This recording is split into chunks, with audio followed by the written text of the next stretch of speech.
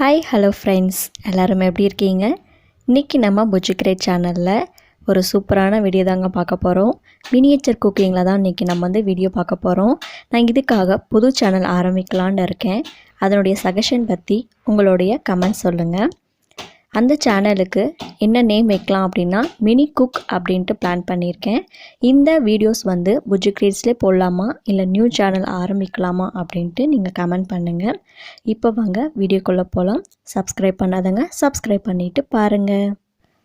என்ன செய்ய போகிறோன்னு சொல்லாமலே வீடியோக்குள்ளே போகிறோமா? இன்றைக்கி மினி ரசகுல்லா தாங்க செய்ய போகிறோம். வாங்க பார்க்கலாம்.